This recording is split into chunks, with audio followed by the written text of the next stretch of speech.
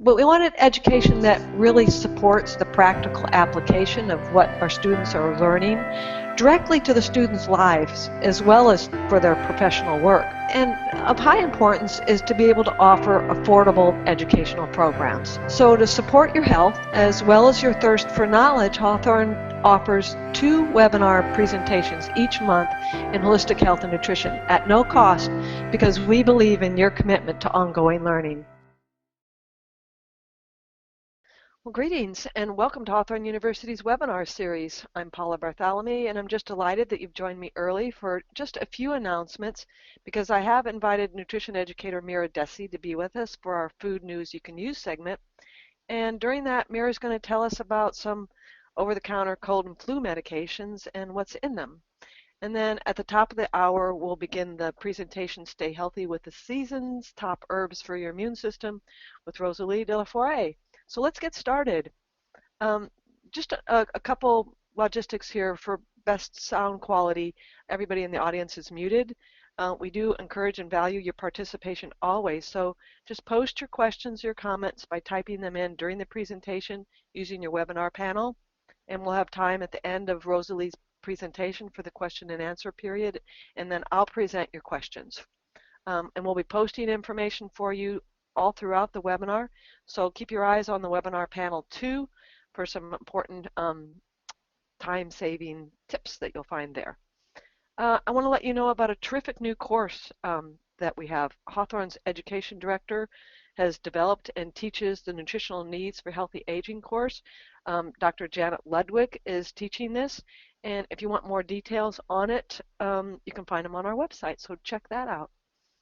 And just a reminder that Hawthorn University brings you our holistically focused webinars on the first and third Tuesday of each month. And we always have a survey for you to complete after the webinar, and it's an opportunity for you to give us feedback on this presentation and to let us know what you'd like to learn more about in upcoming webinars. And in our last webinar, it was on October 6th, we had Miriam Zacharias with us presenting on Making Peace with Marketing, 5 steps to create a thriving nutrition practice. And if you missed it, we recorded it and you can access it anytime. You'll find it on our website under archived webinars. And at that webinar, we offered a copy of Miriam's book, The Peace Process, and Lisa Garrett completed the survey and she's our winner. And when we told Lisa, she was really excited and she said she absolutely loved Miriam's webinar and was going to order the book that night. So, well, I just love how that worked out. So congratulations, Lisa. And we're recording this presentation too, and it'll be archived and up on our website in just a few days. And I think that takes care of our announcements. And I hope Mira's here with us. Hello, can you hear me? I can, Mira. Hi. Can you hear me? Yes. Hey, how are you? Good, good, good. I'm sorry, we had technical difficulties. I apologize. Well, technical difficulties hopefully are beyond you, behind you. And you're welcome to be here. So thanks for joining us, Mira. I'm glad that you made it on. And I know both of us are really looking forward to Rosalee's presentation, and it's just terrific that you have a few minutes to talk first. Absolutely. And Rosalee's here too, so let's say hi to her just for a minute. Hi, Rosalee. Hello, everyone. So nice. I'm looking forward to your talk. Well, thanks, Mira. All right, we'll come back to you in just a few minutes. So Miriam, I'm sure you've got something you want to tell us about cold and flu medications, so do tell. Absolutely. And you know, one of the things that is very fascinating to me is sort of the chain of how certain things wind up finding themselves in not only our food but also over-the-counter prescription medications and things like that. So I was very excited to hear about Rosalee's talk and how she's going to help us get healthier and survive this season without the need for some of the common chemical additives and things that we find in medication. As I was researching and looking for something to share, I hit on Benadryl, which most of us think of actually as an allergy medication. And the active ingredient, of course, is diphenhydramine. Benadryl's actually been around since about 1943. It was invented for coughs and colds and allergies, things like that. And then in the 1980s, it became known as an insomnia medication. So it found its way into things like, Tylenol PM and that sort of thing. It's now actually increased in use and is now found in cough and cold medications such as Tylenol flu, nighttime Hydramine cough syrup, Sinoff, things like that. So over the counter, it's very readily available. What most people don't realize is it's actually the precursor to Prozac. In the mid-1970s, the diphenhydramine molecule was tweaked to create Prozac. And unfortunately, because it's become so prevalent in cough, cold, flu, and allergy and sleep medications, we are taking significant amounts of it. And we think of it as this very gentle, perhaps generally recognized as safe medication because it's so pervasive. What we don't realize is that it actually has a really terrible effect on our system, especially as it builds up from taking it for so many different things. A study that came out in January of this year at the Harvard Medical School is that drugs like Benadryl, which are anticholinergic drugs, so they block acetylcholine, were linked to an increased risk for dementia. And this is pretty significant when you consider not only how much of it we see in all these different medications, but how frequently people take it. When people are taking it for allergies, for example, they'll take it for days or weeks or possibly even several months on end. And what the study found was that they tracked over 3,500 people, and they discovered that people who used medications like diphenhydramine, anticholinergics, were more likely to develop dementia, and the dementia risk increased with the cumulative dose. Taking it for the equivalent of 3 years or more was associated with a 54% higher dementia risk. So obviously, this is not something that we want in our medicine cabinets, and it's not something that represents a good choice for any of the uses that it's currently in our system for, and we really do want to look for alternative, holistic, non-threatening sources. Fortunately, we have Rosalee with us this evening to counter this information and share all that's good, so we can stay away from such nastiness. Wow, Mira. You always just take words right away from me, and I'm usually not at a loss for words, but sometimes it's just more than I can bear. But thank you so much for joining us. Well, and the good news is Hawthorn is bringing. You're welcome. I was going to say the good news is Hawthorn is bringing us these webinars that help us find alternatives to some of these things, because it really is very startling when we stop to realize how pervasive it is and yet how harmful at the same time. That's right. That's right. So do come back again and keep us informed about what's in the stuff we put in our mouths, because it's so very important. Happy to. Okay, great. All right, everyone. You can study with Hawthorn too and do important work in your communities that make a significant impact. This is another opportunity to be inspired and be part of the change. Okay, so with that, it concludes our announcements and our food news segment. It's time for me to introduce our presenter and begin the webinar. So we'll be starting here in just a minute.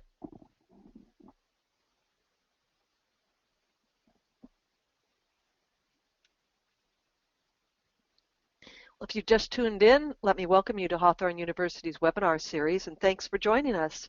I'm Paula Bartholomew. I'll be the moderator for the webinar, and together we're going to learn how to stay healthy with this season with top herbs for your immune system. We've got Rosalee de la Foret with us, because we're all here to learn how to stay healthy. We're going to start with a question. Are you already dreading the cold and flu season? Do you want to avoid getting colds this season? In this presentation, Rosalee is going to teach us how to use herbs that support the immune system so we can stay healthy throughout the fall and winter seasons. She'll share tips to shorten the duration of an upper respiratory infection and is going to debunk some common myths associated with popular herbs like Echinacea and goldenseal. And you're going to leave this presentation with practical tips and recipes to help keep yourself strong all year long. And Rosalee is a clinical herbalist and an educator who's passionate about helping people explore the art of herbalism and natural health. She works with people all over the world to guide them in finding natural solutions to their chronic health problems. And Rosalee frequently teaches about herbalism at conferences and throughout her work as the education director at learningherbs.com. She's the author of many articles, ebooks, and courses about natural health and herbalism, including the Taste of Herbs course and the Herbal Cold Care course. If you'd like to learn more, you can download your free ebook by Rosalee on the top 3 herbs for your health, and you'll find that at our website at herbalremediesadvice.org. Okay, Rosalee, I know you've got some really great information to share, so I want to have you get started. Great, thank you, Paula, and thank you, Mira, for that little bit beforehand. That was really interesting. I hadn't heard of that association before, but I guess not surprising. When you were talking about that, Mira, I was thinking about, you know, when you walk into a drugstore or just a grocery store and you're looking at all those over-the-counter medications and their bottles just kind of lined up on the shelf. I mean, that's what I grew up using and that's what I was used to, but life is really fun when you move away from that and then start to work with these beautiful plants. Like I hope by now my screen is up and you can see the echinacea, the elderberry, the rose hips. It just, for me, it just brings life to a whole new level to think these are my allies, these are what I'm relying on for help rather than these strange pink syrup. First of all, though, I just want to welcome everyone for coming. I know we have busy lives, and I appreciate you carving some time out of yours to be here tonight. I appreciate that. Little business first. These slides are copyrighted, but I am going to be giving you a link so you can download the slides, and I'm doing that because these slides are interactive. I have links to studies and articles and there that so you can get more information about what I'm presenting. I also have some recipes in there, and you probably are not going to have enough time to write down all those recipes because I'm going to go through that pretty quick. But don't worry, you know, I prefer you sit back, enjoy your cup of tea, and enjoy the presentation, and know you'll get the slides later on.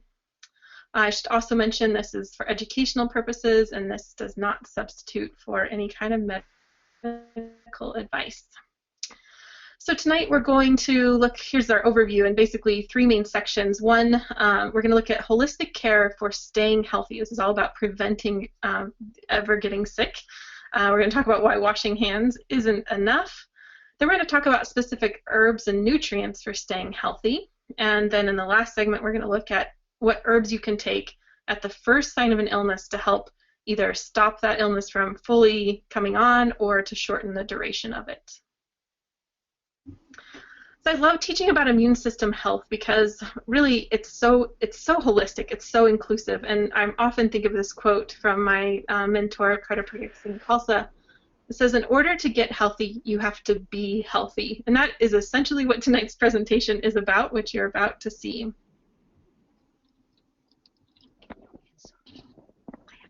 In Western medicine, or just the conversation usually begins and ends with washing your hands. So I'm not going to say, you know, that that's a bad idea or anything, but there's so much more we can do to support our immune system. And the reality is there are viruses everywhere. Recent reports showing that the same viruses that make us sick actually take up residence in our bodies. So on average, healthy individuals carry about 5 types of viruses on their body. So that's kind of an interesting thing, this idea. I think, at least me, I grew up thinking like if I came in contact with a virus, I would get sick. But the truth is we actually come in contact with viruses all the time. They live on us. So there's other facets of why we may or may not get sick. And that reminds me of this Chinese proverb that says, man is not sick because he has an illness. He has an illness because he is sick. So another way of looking at in order to get healthy, you have to be healthy situation, and all about tonight's presentation. So I think about how we may contract a virus. There's all these different things to think about. This is overly simplified, but essentially we have the strength of the virus. There are some viruses that are just so strong that if you come in contact with it, it's very likely, no matter how strong your immune system is, that you may come down with that virus. Of course, there's contact with the virus. We sometimes can do things to avoid being around sick people. Sometimes we can't. But we kind of have a little bit more of a leeway with that one. But when it comes down to it, we don't have really a lot of say in the strength of a virus. We may have some degree of control in terms of whether or not we come in contact with a virus, but really this other section, the immune system health, is a really big part of whether or not we have a virus, and we have a lot that we can do to support our immune system, which we will be looking through tonight. So the question is, how do we keep our immune system healthy? So I was about to say is that in Western anatomy physiology, we do this strange thing where we like to kind of dissect out the different systems. We have the respiratory system, the musculoskeletal system, the digestive system. That's harder to do with the immune system. The immune system has all these different facets coming into it, and it's just not as easily dissected as the other ones are. And so again, that points to this idea that we really need this holistic health approach when we want to think about supporting the immune system. And so I'm going to cover a couple of lifestyle things. These might not be totally revolutionary to you, but I'm going to make them very applicable tonight and just really emphasize why we need to have a strong foundation of health. So first one is movement, and I don't have to tell them, but I do want to emphasize it because it is very important. And when I talk about movement and exercise, some things I like to bring up, sometimes that seems like I'm talking about getting on a treadmill at a gym, but really it's about moving throughout your day, doing things you enjoy. So to make this very applicable tonight, interesting study that was done at UW-Madison, which showed that meditation and exercise can reduce the incidence, duration, and severity of colds and flu by 30 to 60%.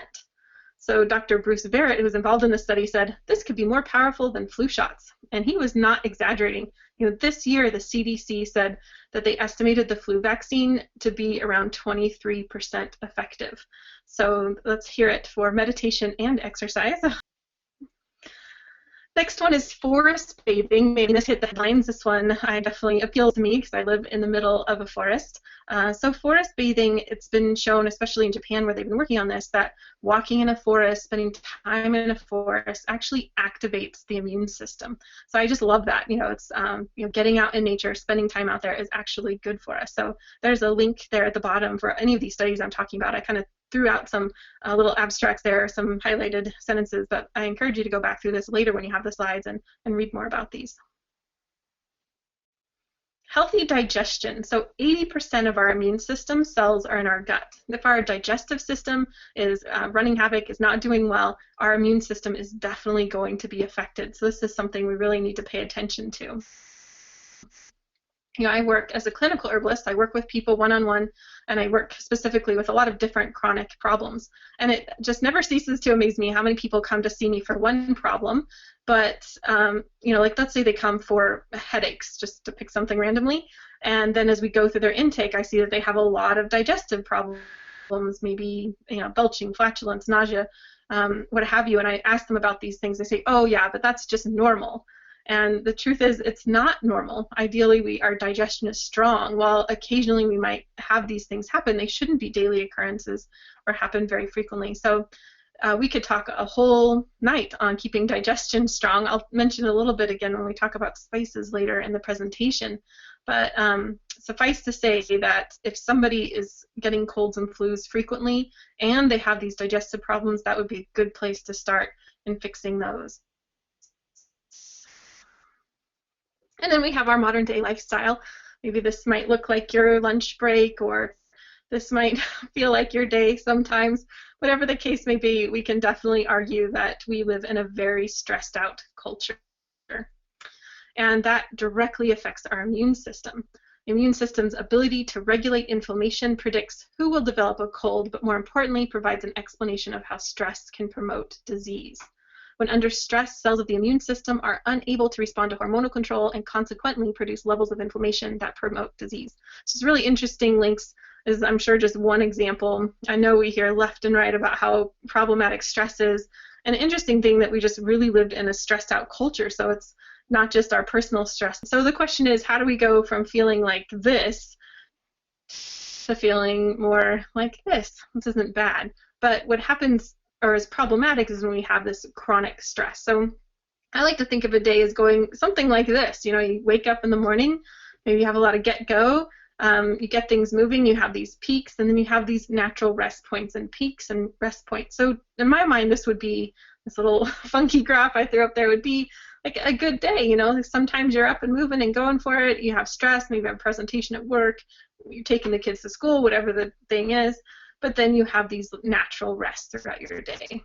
I think a lot of us are living more in this kind of a day where we get up and then we're just go, go, go, go, go, and we're never actually coming down again. How do we improve our response to stress? Again, could be a whole topic for tonight, and I'm just brushing through this, but some suggestions to have our life more stress-free is to move to a tropical island. Just kidding. I know that's not always applicable. And another thing that I see that's problematic is people live their life in that crazy, hectic, stress-filled life, so then that they can take a week off and spend it here.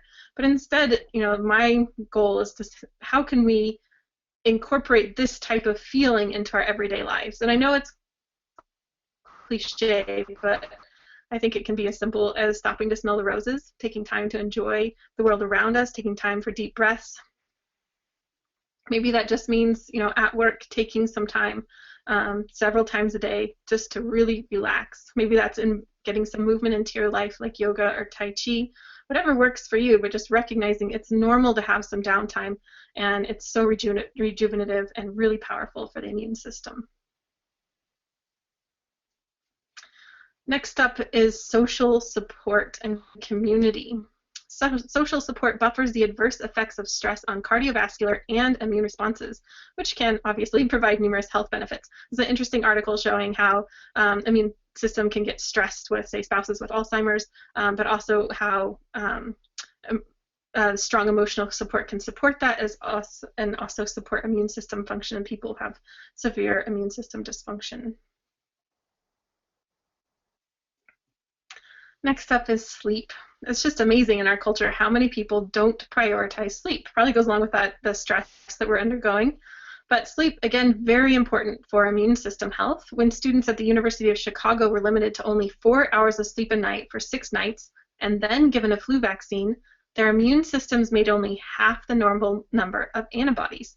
So that's really interesting. So again, I'm highlighting these things. I know I don't really have to tell you that sleep is important, but if we are consistently not getting enough sleep, there's only so much herbs that can do for us, because really sleep can just be profoundly important for our immune system health. Of course, we have to mention diets. So I am very aware that one person's food is another person's poison. There's just no one way about it. So we could spend all night debating the merits of different dietary dogmas, but essentially I completely understand that the way we eat is both a personal and spiritual choice, so I really recommend people figure out for themselves what does and doesn't work for them. But I think there are some things we can agree on, such as getting a rainbow of foods, lots of fresh vegetables and some fruits, eating local, upping the perimeter of the grocery store. I saw a recent study, I didn't cite it here, but I saw something recently that recommended that a teaspoon of sugar a day is more what would be considered healthy. So that's a big disparaging difference between 150 pounds a year versus a teaspoon a day. So it might be worth evaluating where you fall into that and taking assessment. I'm a big fan of honey, and some of the recipes you'll see tonight use honey in them. I like getting honey locally for so many reasons. One of my best friends is a beekeeper, so it supports her. But 2, honey offers so many wonderful benefits for the health. And it's something that's made entirely locally from bees, which is this amazing process, getting nectar from flowers, and as opposed to sugar, you know, which is processed and manufactured and shipped from far away. But I bring up honey because even though I do have some recipes tonight with honey in it, you can certainly overdo it on honey too. So still something that we need to use in moderation. And since we're agreeing on some things like eating a rainbow of vegetables and some fruits, we can probably agree that this is not a healthy lunch, and that staying hydrated is very important. Keeps our barriers strong, such as our mucous membranes and skin can be, when they're hydrated, can serve their function a lot better. All right, hygiene and avoidance. You can certainly do your best to avoid people who may be sick. Again, that can be hard if you're the parent of young ones, or as we mentioned before, you know, these viruses are really everywhere, so we just don't have as much control over that. Right, so next up in our holistic lifestyle considerations, we have healthy gut bacteria.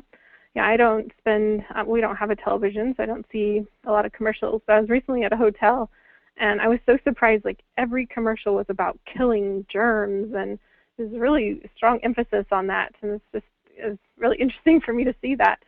Meanwhile, we have the hygiene theory that states that a lack of early childhood exposure to infectious agents actually increases susceptibility to allergic diseases by suppressing natural development of the immune system.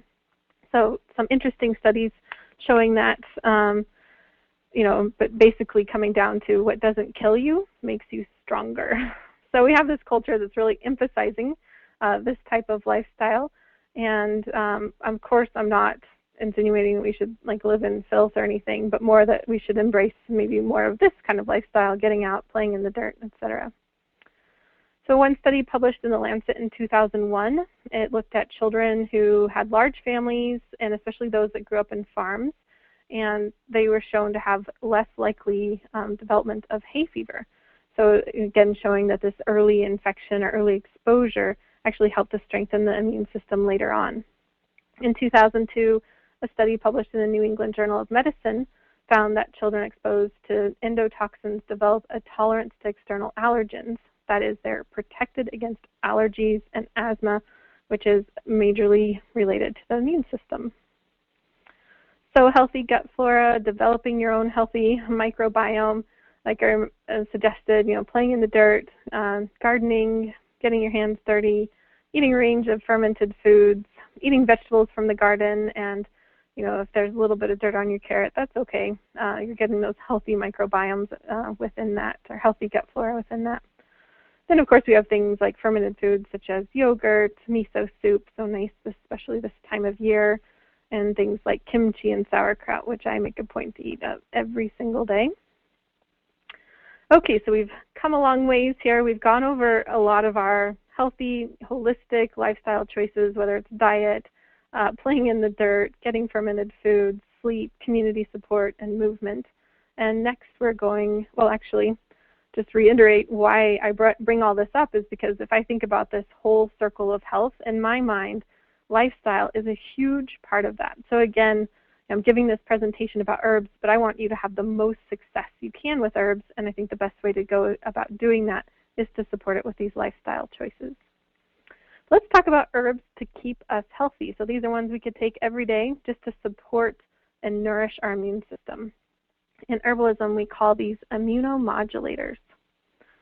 So immunomodulating herbs, these are nourishing herbs that support the overall health and strength of the immune system. So you can take them when you're healthy, or you can take them when you're run down. They're generally taken for long periods of time. This isn't something you take one day and the next day you're able to leap over tall buildings or anything like that. And we often take these in larger dosages, and we'll go over those. So the first one is one of my very favorite herbs, and this is astragalus.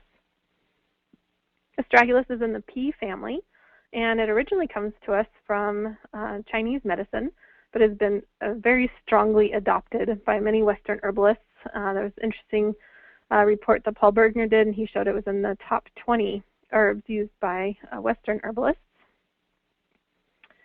So we use astragalus for staying healthy. We can also use it when people are frequently getting colds and flu. They can take this before they have a cold or flu in the hopes of helping prevent that from happening. I often recommend it for people with seasonal allergies. Seasonal allergies can be a sign of immune system dysfunction, so again, we're nourishing and supporting that. But basically, this becomes a long-term immune restorative herb. And I just want to point out at the bottom of this slide, you'll see a link there where it says learn more about astragalus. All of the herbs, many of the herbs you see tonight have links like that, and if you click through those, you can read more specifically about the herbs, because honestly, we could spend an hour talking about astragalus and all that it does, but you can be able to click through and read more there. So astragalus, it's not just for the immune system, it's wholly protective on so many different aspects. It's been shown to protect heart as well as the liver. Nice quote here by Paul Bergner, who's been one of my teachers. In Chinese medical terms, astragalus builds up the protective qi. Imagine that there's a protective shield around your body, just below the surface of the skin, that keeps out cold and other external influences. It vitalizes the non-specific immune defenses and wards off infections. This is the protective qi, and astragalus is the premier herb in Chinese herbalism to strengthen it. So astragalus tastes great, has a very sweet taste to it, and it can often be cooked into foods without you even noticing it. So it's commonly cooked into bone broths, into rice, into soups, etc. It can be made into chai recipes, which is one of my favorite ways to do that. Also could just be used on its own as a simple, it tastes great and can certainly be used by that. The dosage is about 15 to 30 grams, so a half an ounce to a full ounce. That's a big handful of the roots that you see pictured there. And you can buy it in different ways. You can buy it sliced, cut and sifted, powdered. I should also mention that I'm in zone 5 and I'm able to grow this plant just well, so it's just great. So it's something you can get somewhat locally, and I know that there are more and more farms starting to grow this in the US too, so it doesn't have to be imported from China. Some people use astragalus as a tincture. I don't. In my mind, this is a large dose herb, and you just can't really get enough in you through a tincture, which is an alcohol extract, without taking in a bunch of alcohol at the same time. So I really prefer it as a decoction. Here's a link at the bottom there. You see that link? I actually have a video showing you how to make a astragalus chai. So you can check that out, see a video on making your own. Leslie Tierra, another one of my teachers, she says, I frequently combine astragalus with reishi mushroom to improve immunity and instruct patients who easily get sick to drink a daily dose of the two throughout fall and winter. Similarly, it may be included in soups, cooked with grains, and eaten on a weekly basis to help the whole family get through the winter without a single cold. People are always impressed with how well they feel and avoid the colds and flus. So I learned this combination of astragalus and reishi from Leslie, and I've used it hundreds of times since. And it really is a remarkable combination for keeping people's immune system healthy. So let's talk about reishi. So reishi is a polypore mushroom, which essentially means it's very tough. This is not something you would ever be able to eat because it's just so dense. This also comes to us from Chinese medicine, where it's been long revered and was considered the elixir of life and used for longevity. Supports the immune system, protects many organ systems, especially the liver. So I like combining reishi with the astragalus to make a chai tea. Reishi has a little bit of a bitter taste to it. You know, astragalus is very sweet, reishi is a lot more bitter, so it's nice to kind of hide it within some other tastes. Another way I really like it is with roasted dandelion root. I simmer up those two together. It's really nice. Reishi is very, very dense, and so I recommend decocting it, which basically means simmering it or boiling it, simmering it preferably for at least an hour. Other tips about reishi: buy them sliced. The photo that you see there are some reishi I bought whole, and I used a knife, then I used a saw, and then I used a hammer, and you can see it's actually still in really good shape. So buy them sliced. Dosage is 3 to 15 grams. This one actually does work well as an alcohol extract, but it's specially prepared. You have to boil it first to get out constituents and then use an alcohol extraction or preservation after that, but it is possible. Codonopsis, so another fabulous Chinese herb and another herb that's really easy to grow in the garden, at least for me, again in zone 5. This is a picture of a plant that I grew in the garden. It's a beautiful vine. I had this up on this trellis. It's so beautiful, and then covered with these little bell flowers. So beautiful. So Codonopsis is very sweet. It's a blood and yin tonic, which, to transfer that into Western herbalism thinking, it's moistening and supportive. Definitely very strong in the immune system support. Sometimes called the poor man's ginseng because it does a lot of the same restorative functions as ginseng, Panax ginseng does, but it tends to be a lot cheaper, although I will say the price has risen on that one in the past couple of years. But it's very sweet, very easy to take. This also goes great in that chai. I do a lot with chai because they're just so delicious, but it goes great in that. And dosage on this one is also pretty high, about 15 to 30 grams. So that's Codonopsis. Next up, we have this kind of freaky thing. This is cordyceps, and it's definitely a creepy kind of fungus. How this works is that actually this fungus invades these caterpillars' bodies, and you can see them there. Those are actual, like the skeletal remains of this caterpillar, and then they send up that, on the top of the heads there, they send up that fruiting body, which the caterpillars are underground, and so by the time that fruiting body goes up, the caterpillars died, and this fruiting body goes up, and then people who are harvesting them see that as a sign and can dig them up.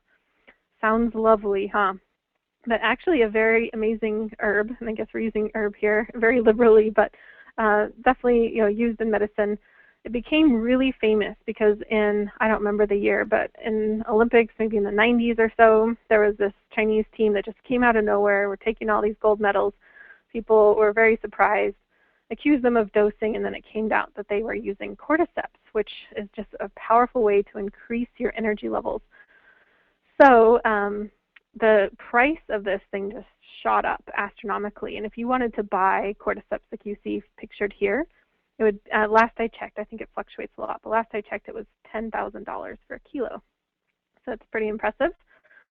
Well, Paul Stamets, who does so much with fungi, he is growing this in a lab, and that works great and is way more cost effective. So cordyceps, great, very powerful protectant for the lungs. And if somebody has a lot of dry lung symptoms like spasmodic coughing, this is a great one. The dosage here is a lot smaller than we saw with the other ones, about 3 to 6 grams of a powder, which is often put into a capsule.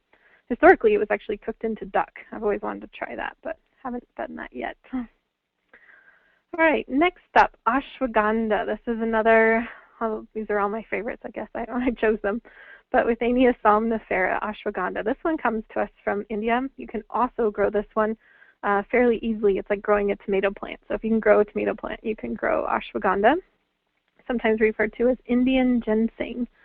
So it's indicated for exhaustion, inability to sleep, and chronic illness.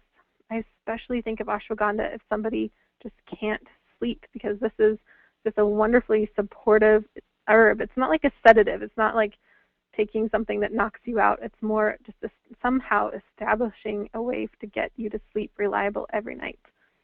The dosage on this varies quite a bit, but around 5 to 30 grams. I have a recipe for you, ashwagandha stress bonbons. This is a way to get ashwagandha and other herbs that are supportive. It's just a fun way, fun recipe to get them in your life, so you can click through to that when you get these slides. All right, so now we finished with the immunomodulators. Those are the herbs that are restorative to the immune system, things that you can take all the time to keep you healthy. Next, we're going to talk about spices. So I bring up spices for a couple reasons. One, because spices improve digestion, which, as we talked about, is very important for immune system health. Also, they're antimicrobial, so they're helping to fend off any pathogens. And they also increase circulation, which is important for cold and flu season. We might have cold hands and feet, our circulation not making it out to the periphery. Spices help with that greatly. And so I often recommend people eat spicy food. If you tolerate spicy food, love spicy food, then go for it, especially during these months. Spicy food strengthens our digestion, increases our circulation, antimicrobial, all those things that spices do, right? But now they're in our food. At our house, we eat a lot of Indian food because, well, it's delicious, but also what I really love about it is in Indian food, there's often a huge handful of all these different spices in your meal. So it really becomes food as medicine, and you're getting that 2 to 3 times a day. This is one of my favorite cookbooks. I just want to tell you guys about it. Three Sisters Indian Cookbook. We got this several years ago, and we've made so many recipes out of this book, and every single one of them has been delicious. So recommend it. It has meat and veggie recipes, easy to prepare, delicious. I have no affiliation with them, by the way. I just love the book. So when I say spices, what am I talking about? I'm talking about these things. I just threw up some ones I could think about: cayenne, ginger, cinnamon, cloves, turmeric, etc. So all of these have so many, general benefits of helping the circulation, helping digestion, and getting as many of these as you can enjoy in your meals every day is just a really powerful way to go. All right, let's talk about some specific nutrients now. So we're going to set herbs aside for a little bit, talk about specific nutrients, and we'll head back into herbs when we talk about how to shorten the duration of an illness. So when we talk about specific nutrients for staying healthy, the first one that comes to mind is vitamin D3. My mentor calls this the nutritional breakthrough of the 21st century. So Vitamin D Council is a great resource of information about vitamin D. And some things that they've come up with are that people who get influenza are more likely to have low levels of vitamin D in their body. So it doesn't, prove anything, but just shows a correlation there. Also, that vitamin D can help reduce inflammation caused by the influenza virus and increase the number of proteins that fight against the viruses. These are just two examples of some of the ways that vitamin D3 can support your immune system. It really is one of the main things that it does in our body. So. And as you probably know, a lot of people are very deficient in vitamin D3. We're becoming more and more aware of that now, but it still exists that people are very low, so it's something to keep in mind. So in analyzing or thinking about getting more vitamin D3 in your life, I think it's the best to get it from sunshine. And how the best way to do this is that you have lots of exposed skin for at least 20 minutes, and this is not like your face and your hands, for example. It needs to be a lot more than that. Also, the sun's going to need to be higher than 45 degrees in the sky. If it's not higher than 45 degrees, it's just not happening. And for many of us in the northern hemisphere, there's a significant amount of time throughout the year when that's just not possible. Another thing to think about is that frequent washing with soap inhibits vitamin D3 absorption. So that is another big roadblock to getting our natural source of vitamin D3. What I recommend is, especially during those summer months, when you're getting vitamin D therapy from sunlight, is that you just use soap where the sun doesn't shine. So vitamin D3, sometimes it's hard to get it from the sun, so therefore supplements may be necessary. Look for vitamin D3 specifically, and what I recommend is that people just look at the bottle and make sure it's from a good brand and there's not any other weird stuff in there. Generally, people are going to need around 5,000 to 10,000 IUs for adults. It can depend on a couple different circumstances, including weight, so something to consider there. And really the best thing to do is to get your vitamin D3 levels tested. Most doctors will do that now with an annual physical. If not, then you can also get home tests and get tested through there. And what I recommend is that you get tested, and then you assess where you're at, and then you you decide, is it the time of year where I can get more sunshine, or do I need supplements? And then test again, say in 6 months, to make sure it works. I can't tell you how many times I've seen people who had their vitamin D levels tested, they were low, their doctor recommended 1,000 IUs, and 6 months later, they're still low. So whatever you do, you just want to make sure 6 months later that it's working out for you. All right, our next nutrient is zinc. So zinc assists in producing antibodies that help fight infection, also supports lymphocytes, which are important immune system function, and helps prevent excess inflammatory response, like a cytokine storm by the immune system. Here's some good sources of zinc. That far left there is chicken liver pate, seafood, and possibly pumpkin seeds. Pumpkin seeds have some anti-nutrients in them, that might not make zinc readily available. Soaking those seeds can be helpful to get more zinc out of them. This is an interesting report on a study that showed that a high proportion of nursing facility residents were found to have low serum zinc concentrations, but the ones with normal blood zinc concentrations were about 50% less likely to develop pneumonia than those with low concentrations. So it seems like a great preventive measure to be checking people's zinc levels. One of the ways that zinc may help is that it helps control infections by gently tapping the brakes on the immune response in a way that prevents out-of-control inflammation that can be damaging. Vitamin C, of course, long touted as a benefit for the immune system. It's found in fresh veggies and fruits. It's notably found in citrus, but really all fresh veggies have them. It's really important, though, to get your veggies really, really fresh. I didn't include this slide in here, but Jo Robinson wrote a great book, Eating on the Wild Side, and she actually showed that broccoli, 24 hours, so broccoli is very high in vitamin C, but after 24 hours after it's been picked, it has 50% less vitamin C in it. So The fresher you can get your veggies, the better. It's also sensitive to heat, and so raw veggies become important with this too, and fruits as well. Herbalists like to talk about rose hips, which you see in the picture here. And rose hips are definitely very high in vitamin C, but again, the way to get the most out of that is to get them straight off the bush and not dried or heated in any way. Next up is vitamin A. So vitamin A is really important for skin health, and skin, of course, is one of our most important immune system organs because it's creating that barrier to the outside world. Vitamin A deficiency can lead to dry skin, which is problematic, and also decreased mucus production. And mucus, as we'll talk about a little bit later when we talk about goldenseal, but mucus is incredibly important for immune system health. And so if we have decreased mucus production, that can be problematic because it's basically letting things in through our mucous membranes. Vitamin A sources include liver, other, especially from grass-fed sources, other organ meats, butter and cream from pastured cows, and cod liver oil can also contain it.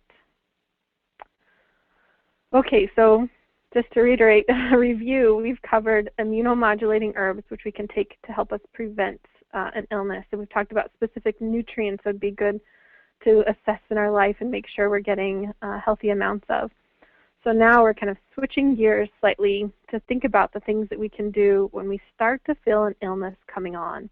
And you know those signs, or maybe it's a scratchy throat, or you start to feel achy or tired. That is the moment. As soon as you feel that, we have a lot of choice in what we can do then to stop a cold or flu from coming on. I've done this many times myself, felt something coming on and just was able to stop it. But here, take a look. Of course, prevention is best. So all those other things we talked about, that's why we talked about them first, it's best. But sometimes we get sick. So let's see what we can do about that. One thing I wanted to accentuate is that when we're thinking about this, this is not like a war with our immune system. We're trying to support our immune system. We're not trying to stop the symptoms. So an example of that might be, let's say we're starting to feel ill and we have a really runny nose. Well, as I mentioned just earlier, mucus is a very beneficial part of the immune system. It traps pathogens, helps flush things out. And so if we just stop our mucus production, we might not have this annoyingly runny nose, but now we've just stopped our immune system from working the best it can. So we're always thinking about how can we support, what does our body need? So right as you feel something coming on, the most important thing you can do is rest. If you have that ability in whatever way, that's the thing to do. Cancel your social activities, head to bed, just do whatever you can to get rest. An old traditional way of doing things is to sweat it out. That means bundling up, maybe a hat, scarf, sweaters. Maybe it's putting on all of those things and then getting in bed on top of that, drinking warming beverages. This is a very traditional way of getting the illness out of the body, or sweating it out. And it's one of those old traditional things that works really well. You want to limit cold foods, so things like cold dairy, cold fruit juices, even apple juice or even orange juice, and raw vegetables. This is not the ideal time for that. Definitely want to avoid that rainbow of sugar. And if you're hungry, you want to really nourish with simple foods. This is the time for chicken soup or whatever other kind of simple, easy to digest foods there may be. And if you're feeling cold, add a lot of cayenne and garlic and etc. to your meals and just get those spices in you. Hydration, of course, is really important. Go for lukewarm water over iced water. Herbal teas, of course, are a great choice. And think about just staying hydrated throughout the day with frequent sips rather than taking it all at once.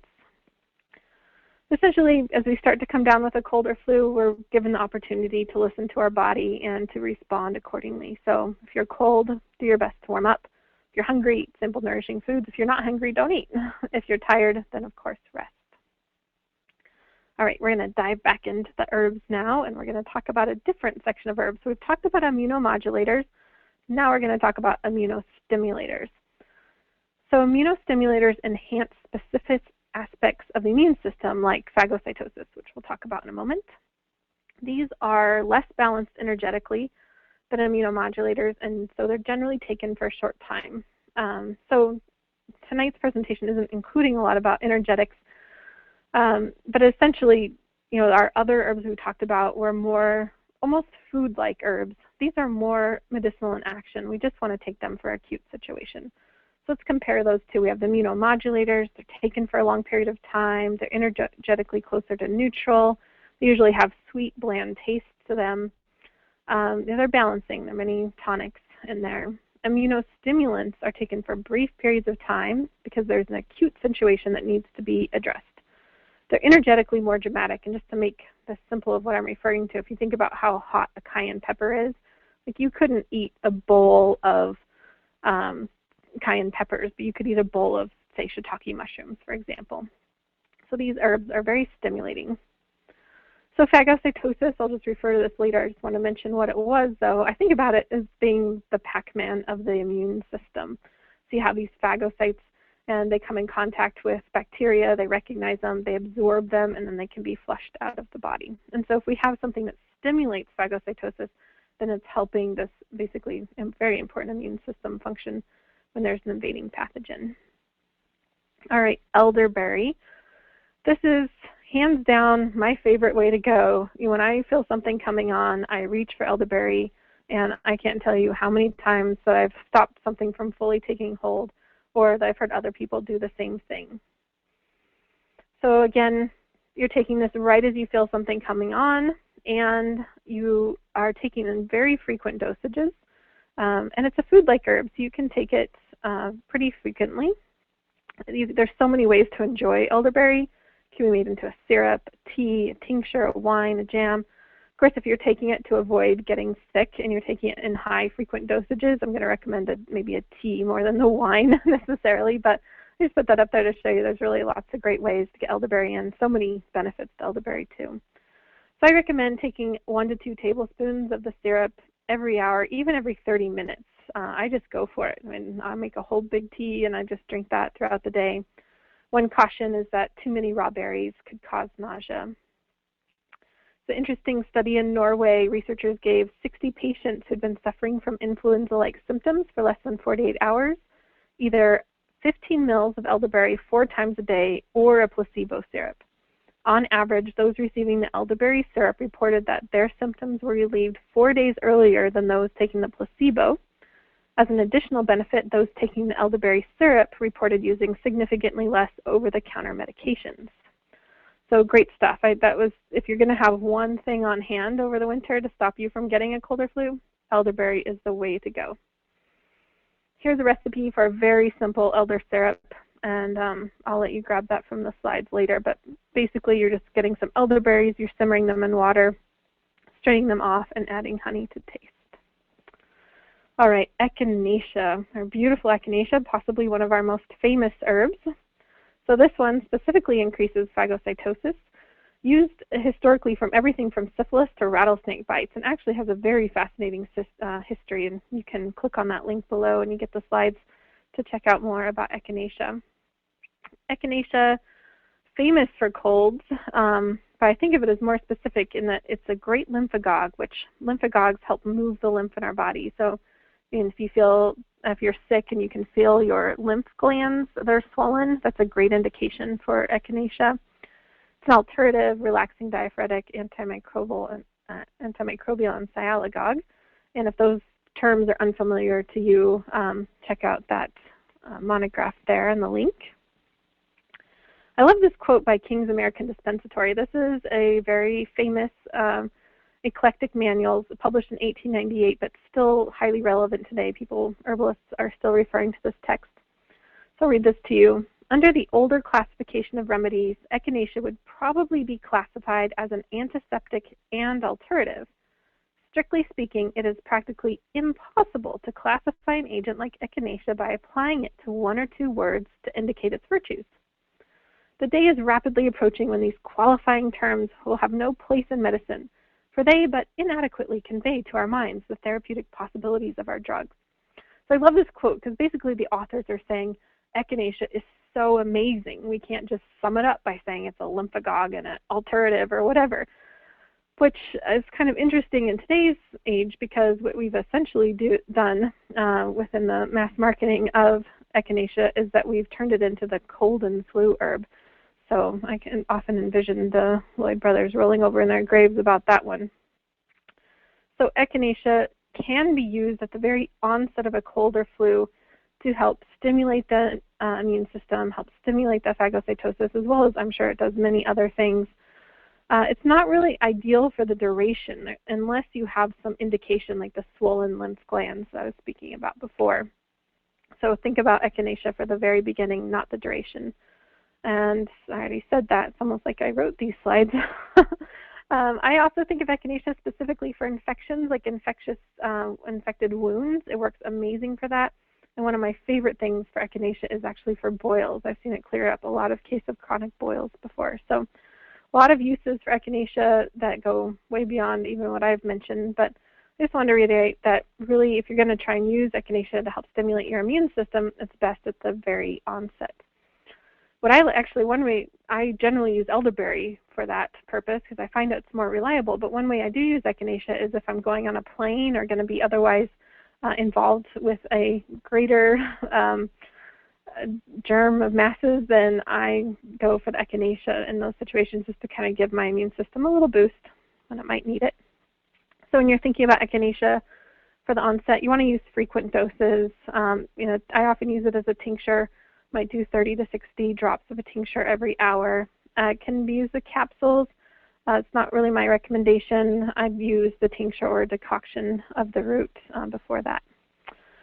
So 3 commonly used species. We have Echinacea purpurea, Echinacea angustifolia, and Echinacea pallida. You see purpurea and angustifolia a little bit more commonly. And that's the angustifolia is the one that's often preferred by herbalists. The root on this one is used, and it's considered a little bit stronger than Echinacea purpurea. But it's more expensive because frankly, it's harder to grow, and we're only using the root. Whereas with Echinacea purpurea, it tends to be cheaper because it's easier to grow. It's still great medicine, and with that is the roots and aerial portions that are used, including the seeds. The thing that's important no matter what species you're going to use is that you only buy cultivated Echinacea. It's been over-harvested in the wild. Doesn't really exist in much of its native habitat. It's a very, very sad thing because this plant just got overused in things like shampoos. It's just kind of insane the way people were using it. So it's very important whether you're buying the whole plant or you're buying products with Echinacea that you look to see that it came from a cultivated source.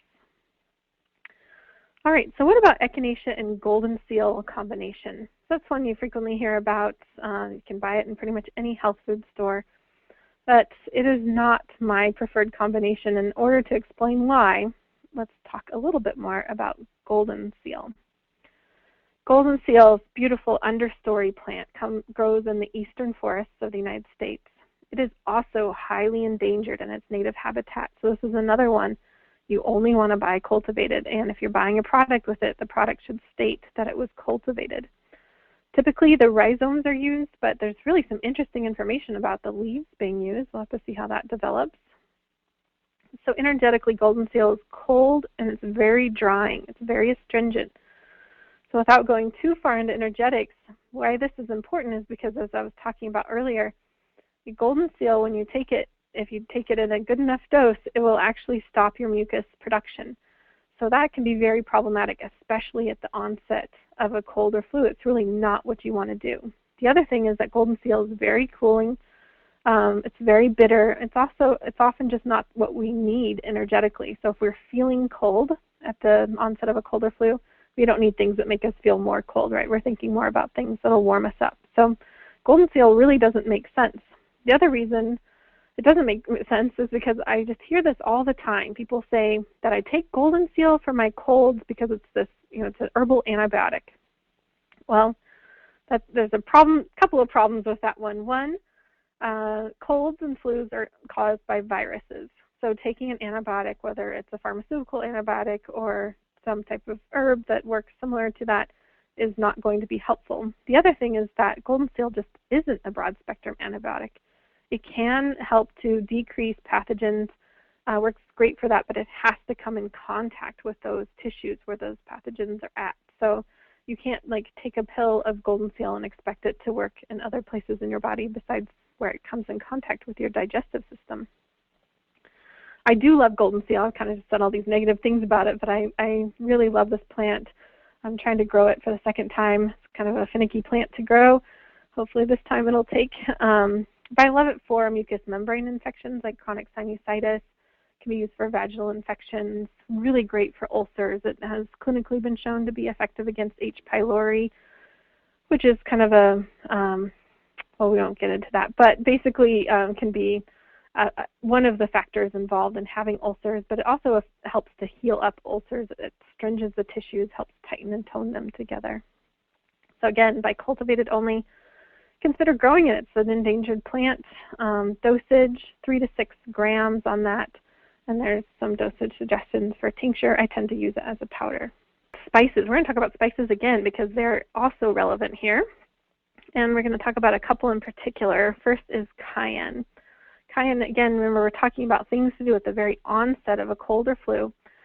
So cayenne is a really great one for that because it's so heating. It really increases circulation. If you drink a cup of cayenne tea in one sitting, you will most likely be sweating. Also antimicrobial. I have a recipe here for cayenne tea. This is the recipe I use myself when I feel something coming on. I'll often take the elderberry a lot, and then I'll take this as well. And it's so warming. It feels so good if you feel cold inside. Also very soothing on a sore throat, which can be one of the first symptoms of a cold or flu. Just ironically, you wouldn't think like, I'm going to take this hot chili pepper for my sore throat. But in this preparation, it works out great. So again, you'll be able to get this recipe later, so you don't have to dash it down now. Also talk about ginger, close favorite of mine too. When I think about ginger, it's like one of those things like, what doesn't it do? It just does so much. And if I was going to have one herb for the symptoms of a cold or flu, it might be ginger because it just does so many things. It helps move mucus. So if you have congestion in your lungs or your sinuses, ginger can help move that. It also helps with other discomforts like sore throats, aches and pains, etc. So great all around. Ginger lemon tea, it's very easy to make. And you can get that recipe, but it's essentially you're getting the ginger, the lemon, a little bit of honey. So delicious, great thing to just start taking in copious amounts right as you feel the onset of something coming on. Well, we began this presentation with a quote from my mentor, in order to get healthy, you have to be healthy. You can see now why I think of that in terms of the immune system health is because we really need this whole focus on how can we support all these foundations of health as well as use the herbs. I've covered a lot in this presentation. If you remember, we started out with lifestyle stuff, healthy foods, playing in the dirt to support our healthy microbiome, getting sleep, having social support, getting movement throughout our day that we enjoy. We've also talked about a lot of different herbs we can use. We talked about immunomodulating herbs like astragalus and reishi, things that we can take every day to keep us healthy so that we don't get as many incidences of colds or flu. We talked about immunostimulants like echinacea and elderberry and how we can take those at the onset to prevent us from getting sick. And then we also talked about specific nutrients too, like vitamin D3 and vitamin C, which is found in rose hips. So that concludes my presentation. I want to give a big thank you to Hawthorn University for hosting this event and for having me on. It was really an honor to be asked, and I'm really happy to be here tonight and share this with you all. And I know we're going to do questions now. I wanted to mention that I do have a course online, herbalcoldcare.com, where I talk about all sorts of different herbs for colds and the symptoms there. It's not actually enrolling right now. But we might open that up again in November. So if that's something that interests you, you can visit the site and get on the waiting list. And as promised, here is the URL for downloading all of these slides that you saw tonight. And I'll just leave this up while we answer questions. So you have time to write that down and go get the rest of these slides. All right, just terrific, Rosalee. Thank you so much. Just fantastic organization of your presentation, and I loved the review throughout of each category, and then at the end recapping it. Great teaching. Well, thank you. And I want to let everybody know that Alex has been posting to the webinar panel throughout all of the links. Anything you mentioned, Rosalee, Alex has it up with the link to it. So you can just happily cut and paste to your delight right there. There's a wealth at your fingertips. And as Rosalee said, the slides are available from her. This is recorded and will be on our website in a few days as well. So it's so generous of you to offer the recording. I know that's really helpful to a lot of people. You bet. This is something that's worthy of listening to a few times.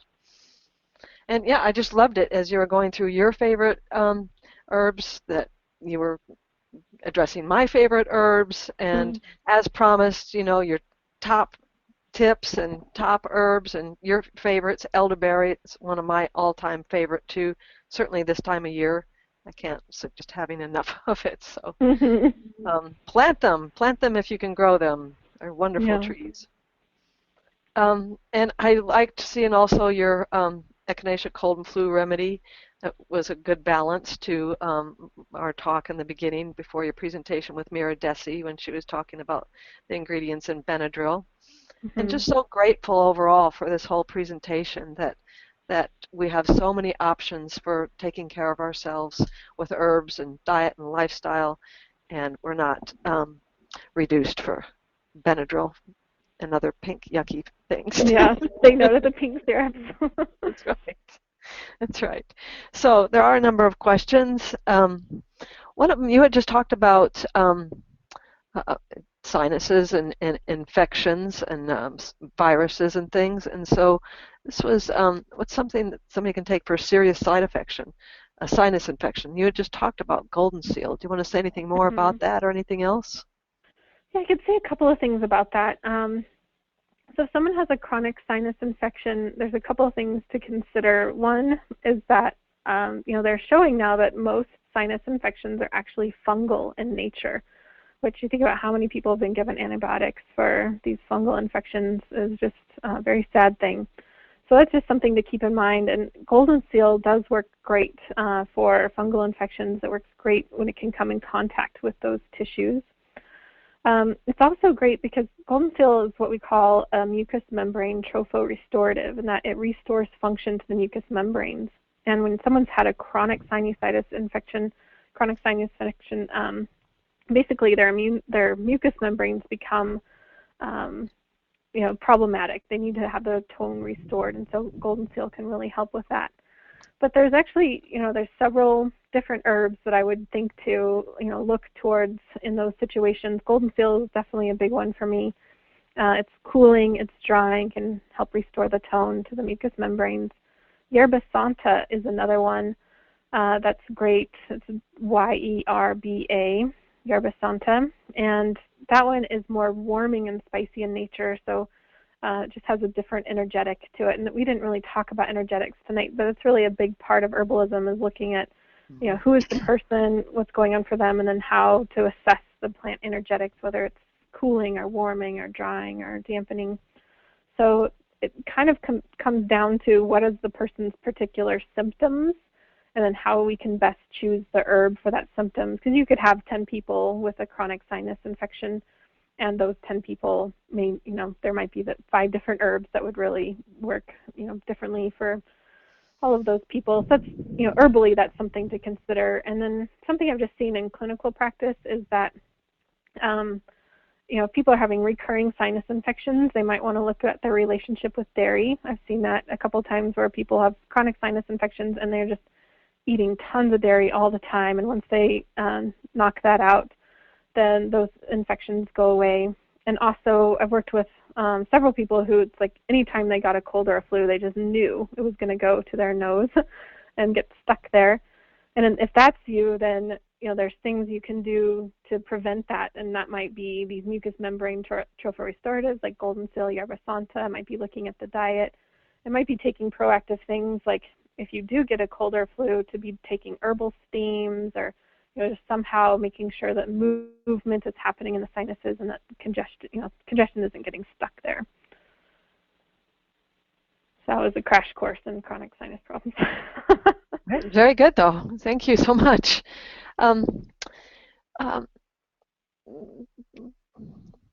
little bit of a back matter here. Elizabeth would like to know, she notices that just 1 or 2 days before her menstrual cycle, she feels cold and more vulnerable to catching a cold.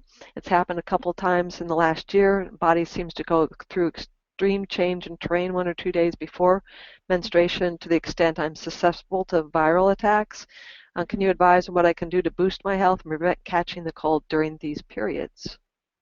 Mm-hmm. Yeah, that's such an energetic question. She's feeling cold, and she's noticing her body's changing.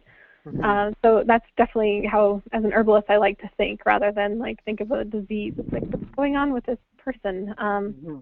So, without having a lot of background, because I should say, when I work with people who are having chronic problems, I have a 17-page intake form. We spend an hour together on the phone, and then, at that point, I can come up with something intelligent. But some things I would think about is, coldness, so how, getting warmed up is basically what I would think about. How can we increase circulation, increase warmth? And one of my favorite herbs for this is ginger, especially involving menstruation. And ginger, it can be great as a tea. It can also be made into a poultice that you put over the uterus with a hot water bottle, and just getting things warmed up and moving. So I would definitely, say, okay, I can feel, I have a couple days before menstruation, I'm feeling cold. How can I support my body by warming up, whether that's eating warm foods, spicy foods, warm teas, having things like ginger, just get things moving. Terrific, really helpful. Danielle would like to know if they can use essential oils with homeopathy. Well, as an herbalist, I don't really work a lot with essential oils or homeopathy, so I don't know that I would be the best person to answer that question. Okay. Back to elderberry and its safety during pregnancy. Mm-hmm. So elderberry is safe during pregnancy, and that being said, I always recommend that people are checking in with their particular needs and checking in with herbalists that are working with them and know them well. So it is generally regarded as safe, and I just tend to be very conservative in pregnancy, and I don't like to give blanket statements out there.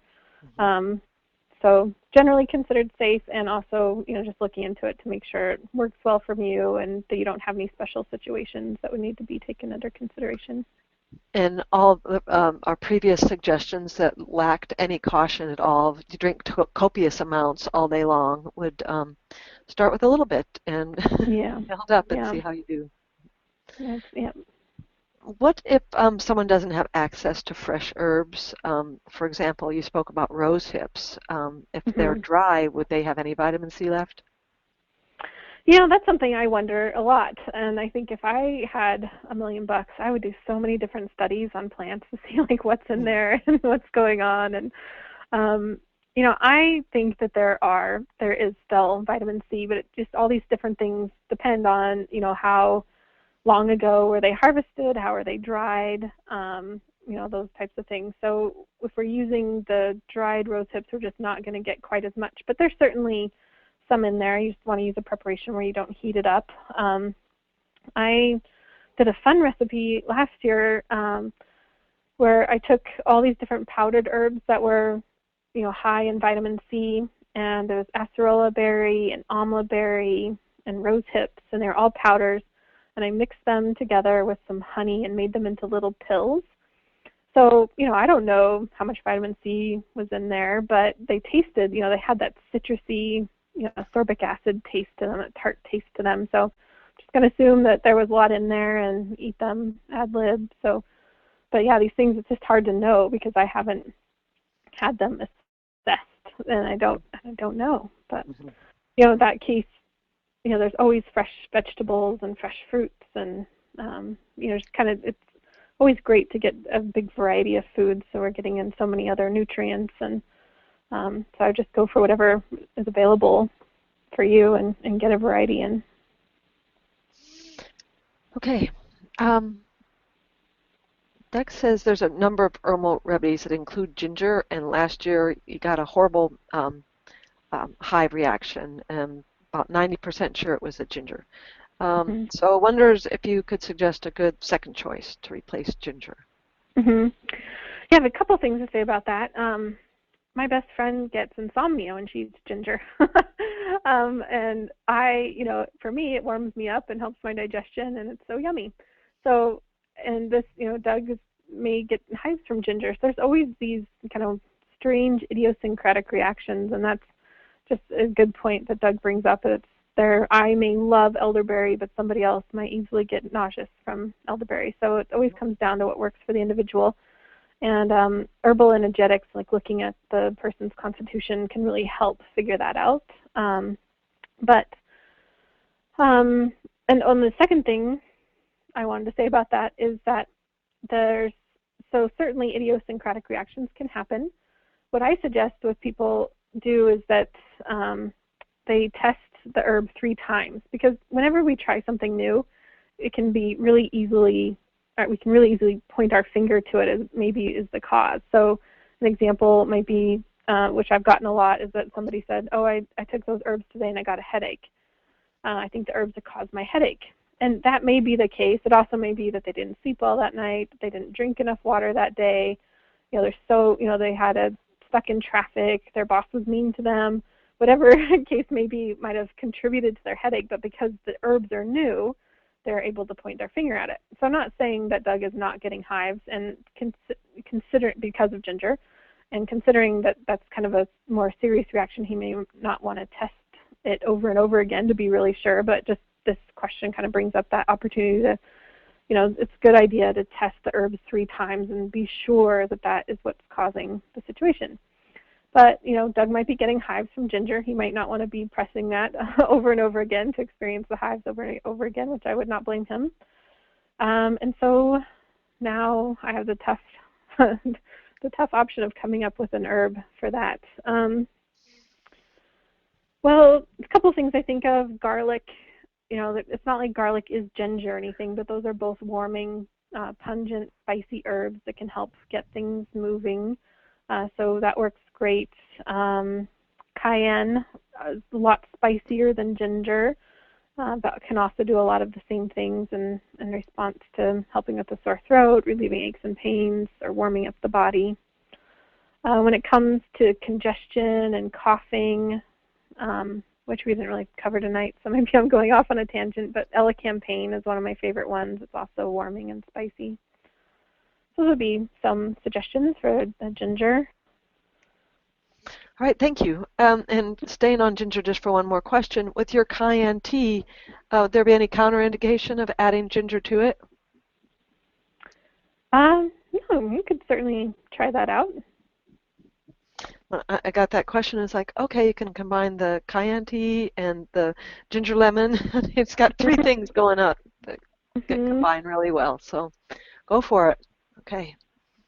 It's a question from Danielle. Do you have a recommendation for, what would you recommend for kids as a daily immune booster combo to replace an over-the-counter multivitamin?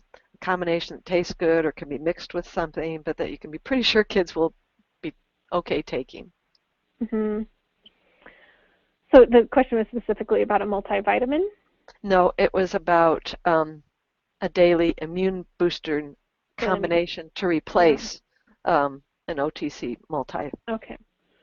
Well, I definitely like astragalus. It's very safe and it's sweet, so it generally goes down pretty well, and it can just be cooked into food, so kids don't even know they're getting it. Or, it makes a very mild, great tea that can be drunk. So astragalus is a great one just for overall immune system support, and it's one of those herbs that is very effective and very gentle, which I always love that combination. Elderberry is another one. I talked about elderberry mainly tonight at taking it at the onset, but it could also be taken daily as a preventive. And I actually have a recipe out there. If you Googled like elderberry gummies Rosalee, you'll find a recipe that I created using, basically turning elderberry syrup into elderberry gummies, which are kids like. And I spent a long time developing that recipe. It doesn't use any sugar. It uses apple juice as the sweetener, though. But anyway, so that could be another one that's fun to get in. But one of those two, astragalus and elderberry, are a good way to go. Okay.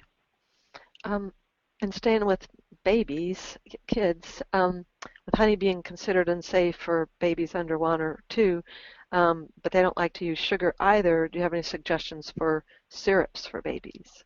Mm-hmm. You know, and for babies, and I'm glad they brought that up. I actually meant to mention that on my honey slide, and I didn't. But children under the age of 2 not getting honey, for that young, I just don't give sweetener.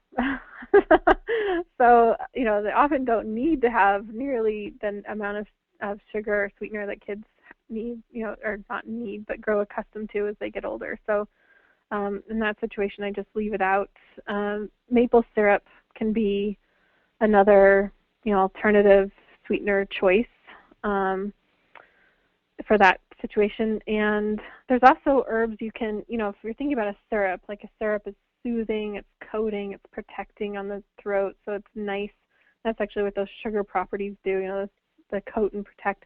We have herbs actually that do that too. Marshmallow root gets very thick and kind of slimy, viscous, and so you can make syrups and use marshmallow root, which is a pretty sweet root, so you have the sweetness, and it does create a thicker substance than just like a pure tea, for example.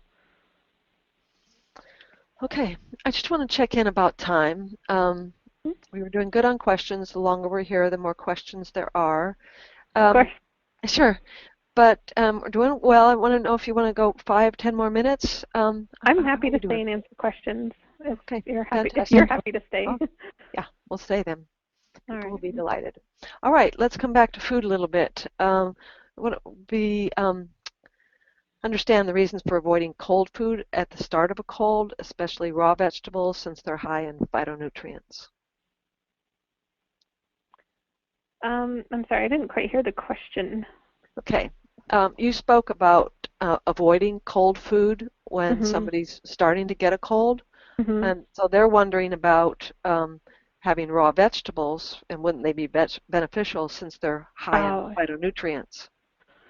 Yeah, so certainly raw vegetables have a lot of great qualities to them, but they're also very hard to digest. And so when our immune system is gearing up and we're trying to divert other energies in our bodies to kind of put on this offense situation, we want easy to digest foods, and raw foods are just more difficult to digest. So there's no doubt that there's times when raw vegetables offer lots of phytonutrients and lots of benefits, but traditionally in herbalism, that's the suggestion is to avoid raw foods during a sickness, and it certainly makes sense to me. There's also that, why I talked about the cold foods. Raw fruits and vegetables are very cooling, and that's often what we don't need in our body during the onset of a cold or flu.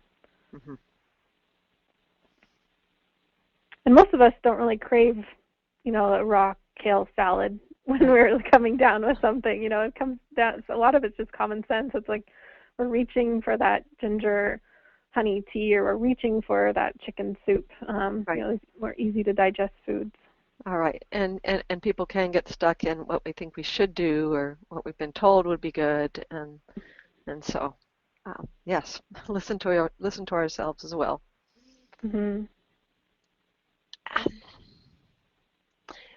I'd like to ask if these herbs that are safe, would they be safe for animals, especially cats that have colds? I have never worked with herbs in animals. I know there are people out there who do, but I just wouldn't really know the answer to that question. And also with cats, I know there's just some interesting considerations since they're mainly carnivores, and then what works well for their body or how to get them in there. So I'm kind of vaguely aware of these considerations, but because it's not something I work with, then I can't really give an intelligent response. Okay. And in terms of the immunomodulators that you recommended, do you suggest trying several or all of them as discussed, or to pick one or two? I recommend choosing one or two and just kind of getting to know it and seeing how it works. When that astragalus chai, that's something I have almost every day in the wintertime, and so I'll put astragalus in there. And I often put reishi in there, and sometimes I'll put the cotinopsis in there. But I know over time that's kind of the combination that I like. And then with that, I don't know if I made this really obvious, but within that also goes things like the cinnamon and cloves and ginger, makes it nice and spicy. But I would rather focus on getting, a good dose of one or two of those herbs rather than, trying to get in a whole bunch of different herbs at a time. And they do have a little bit slight, different indications of when you might use one over the other. And the monographs I linked to on the site or on the slides might help people can delve into that a little bit more of when you might want to choose astragalus over like cordyceps or vice versa. Okay. And Carolyn would like to know if it's safe to give goldenseal to a 9-year-old who has chronic sinusitis. I wouldn't necessarily be concerned about safety, but just how much that 9-year-old's going to love you after you do that. Because it is so bitter and, definitely not very fun. So that might be a consideration, but maybe they're up for that. Yerba Santa might be another one to consider. So those are the two I would look at, and then just look at decreasing the dose. With children, we use dose by weight, and so the dosages that are commonly given are for 150-pound adults. So to figure out the child's dosage, you divide that by their weight. So a 75-pound child, for example, would take half the dosage of an adult, for example. What I really like for sinus, this is the second one that came up, one of the kind of a twofold approach that I take is one, we want to do all those things to support the immune system. Look at vitamin D status. That's a really big one with chronic sinusitis I didn't mention earlier.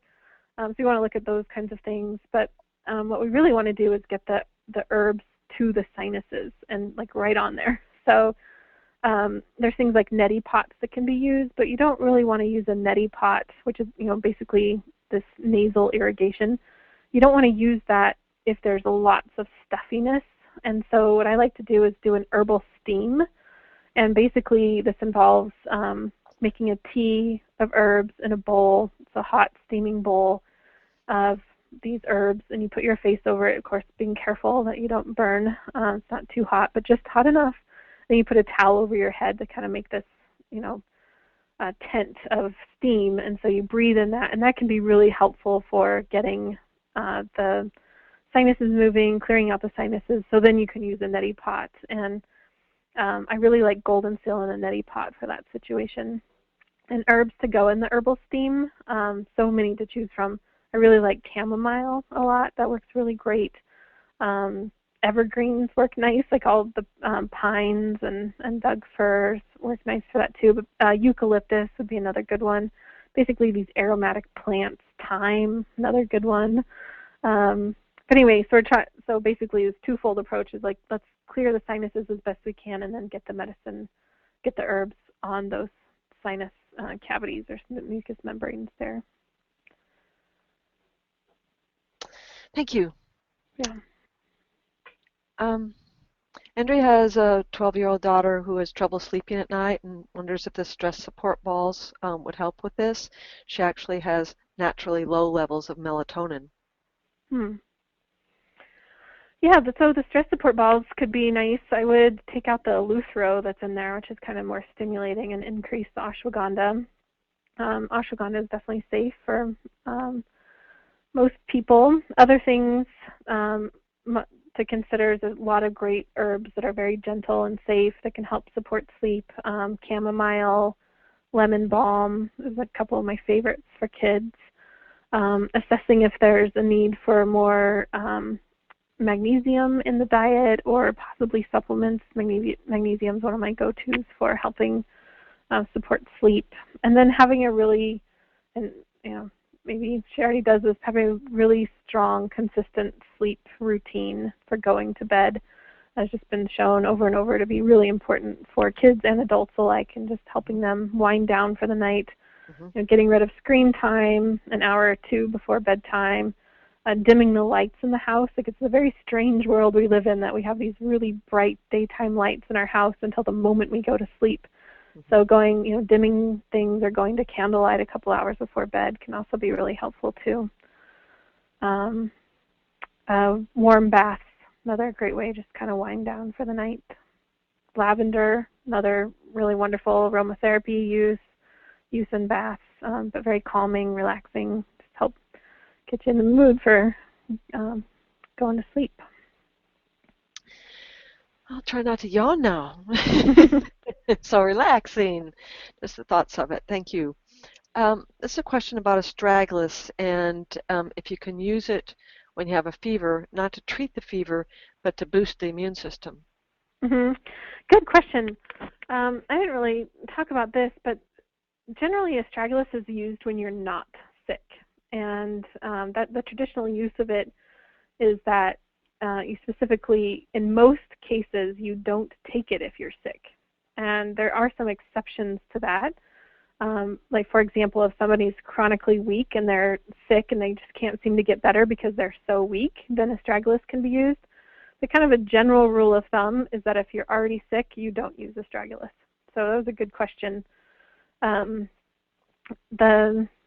Fevers would be a whole other topic. I have a whole section of that actually in my herbal cold care course, and I think I actually have some, I may have some articles about that on my website too. But essentially, when we're looking at fevers, we always want to support the immune system. We don't want to just stop the fever.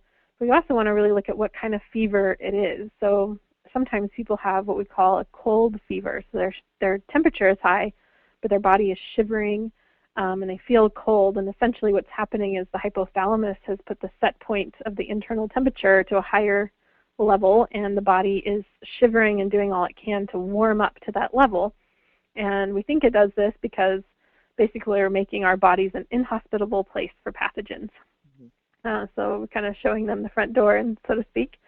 And so we never want to stop the fever in these situations, but what we can do is take in these warming, spicy beverages like the cayenne and the ginger to help warm our bodies up, so that we can just support that process.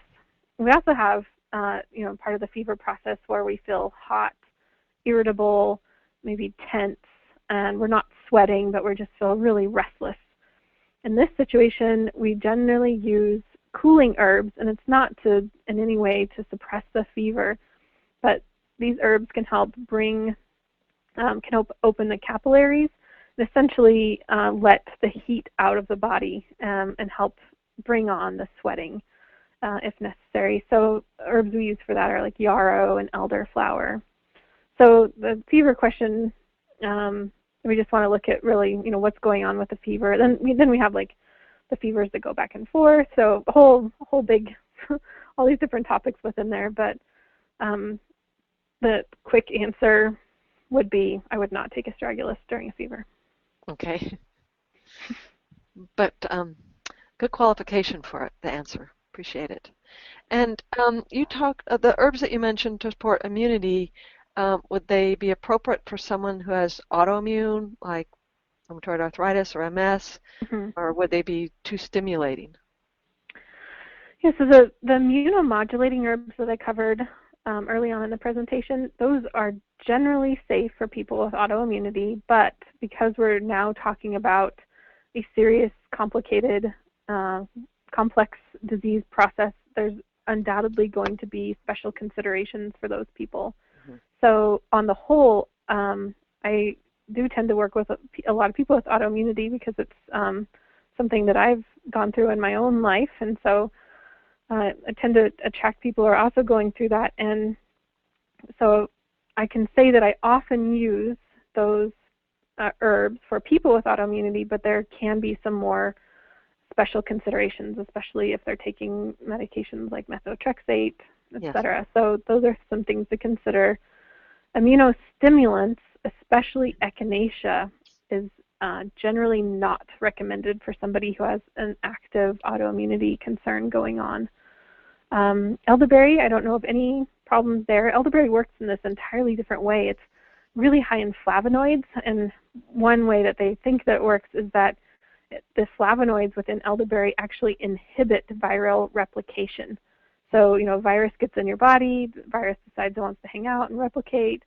Elderberry comes and just like shuts the door on it replicating. So it works in a just entirely different way. It's not stimulating the immune system the way that Echinacea is stimulating phagocytosis.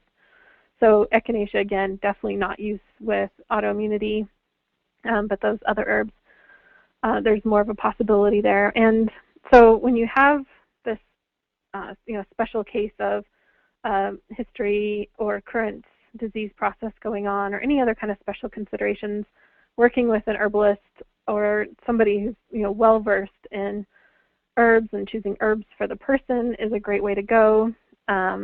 Those monographs that you can click through to on the slides, those all contain a lot more information in terms of special considerations and contraindications about the individual herbs.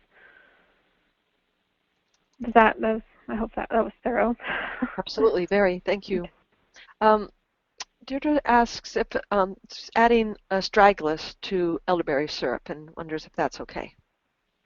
Yeah, especially for prevention. I wouldn't necessarily do that for at the onset of something, but for prevention, that's good.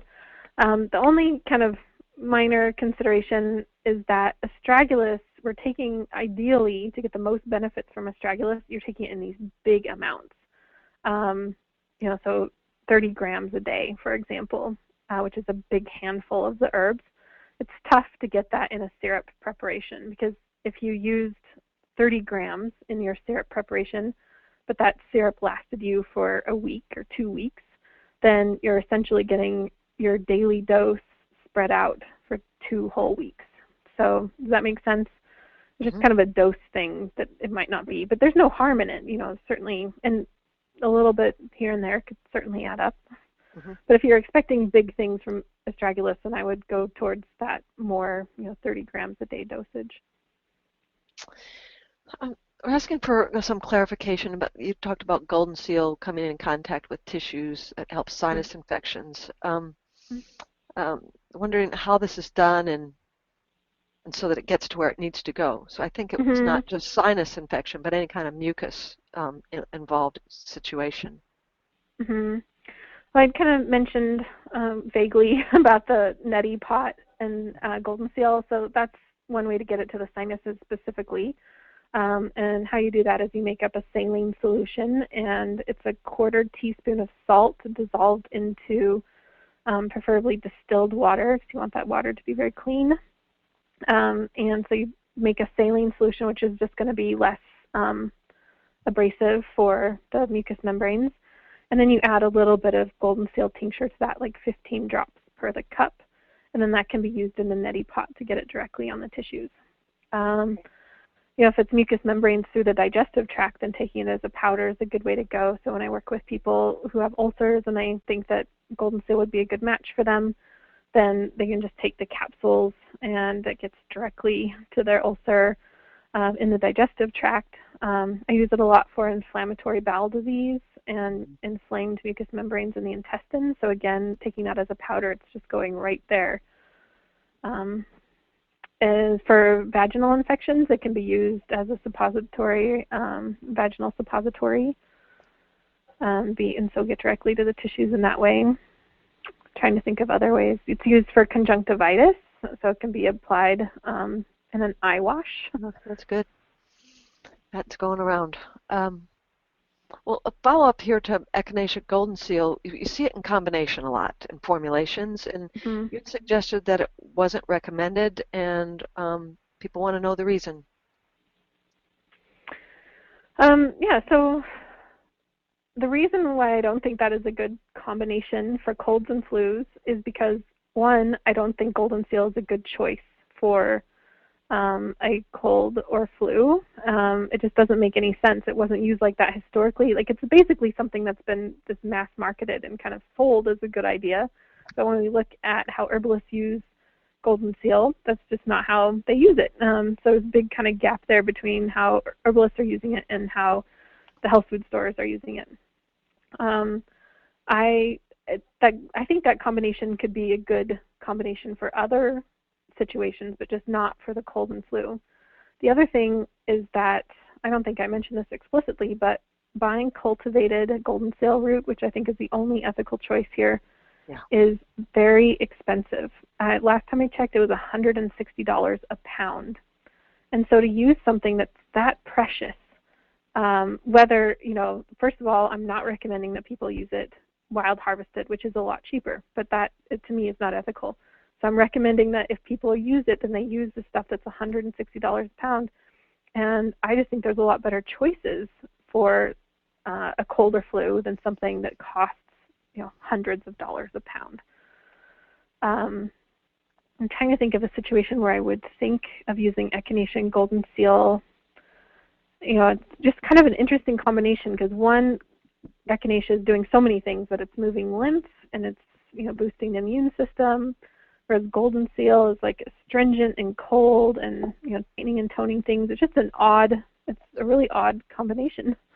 When it just again doesn't really make sense for the onset of a cold or flu. It's really helpful explanation. Thank you. Mm-hmm. One more question, and then there's a couple comments, and I have some closing thoughts. What exactly is it about frequent hand washing with soap that inhibits vitamin D absorption? That's interesting. There probably is an answer to that. I don't know it off the top of my head, but it's been, it's shown that just somehow it's disrupting the oils on your skin, which, we call it vitamin D for some reason, but it's actually a hormone. And, we get sunlight, which then activates this hormone within our skin. And somehow by washing our skin, it's disrupting natural oils, perhaps, or somehow disrupting that process. So it's actually a cholesterol effect. By washing off the oils, we can absorb. That's how the vitamin D is being carried into the body. Mm-hmm. So okay, I'm glad you knew that. Wash it off, can't get it. Yeah, so what I do is I have this exfoliation thing, and I exfoliate my body whenever I take a shower. Mm-hmm. But there's really no need to use a lot of soap all over our body, especially we know that vitamin D3 deficiency is rampant in our culture, so there's got to be some common reasons for that, whether it's that we're spending our days in cubicles or we're using so much sunscreen, or perhaps because we're so intent on scrubbing our entire bodies with soap, which is actually inhibiting the absorption. So whatever it is, I think we need to look at what in our lifestyle is preventing us from naturally getting vitamin D3 and then take steps to ensure that we can get that naturally. Exactly. So there's a comment from Martina, who attended tonight, saying, so George Carlin was right. Swimming in the Hudson River as a youth was a solid gym workout for his immune system. That's great. Right? Yep. Doesn't kill you, it makes you stronger. Okay. And this just really, encapsulates the audience feedback here. Very informative webinar. Thank you for making this possible. I have a child coming down with a cold this evening. I've learned what to do to help his body and not just stop the symptoms. Oh, that's great. Thank you for sharing that. Yeah, you bet. Thank you. So I want to remind everybody that, as Rosalee said, there was a lot of information. We recorded it, and it'll be available on our Hawthorn website in a few days. Rosalee has her slides available. The URL was on her last slides. You should have that. And I hope we've inspired you to learn more about health and nutrition. And if you want to learn more about our programs and the courses we offer, please visit our website for more details. And Kathy McDermott's our Director of Admission, and always happy to talk with you too. I'll remind you that there's a survey to fill out just a few minutes after we close the webinar. It always helps to have your feedback and your comments, and we consider it carefully, so thanks for taking the time for that. I'll remind you that our next webinar is November 3rd and 17th. It's a two-part presentation on genomics, the science and application of genomic testing. And we'll start at 3:50 for our announcements and our Book Nook segment. And it'll be a good presentation. I hope you'll join us. And this does conclude for today. And thank you so much, for Rosalee, for everything you did.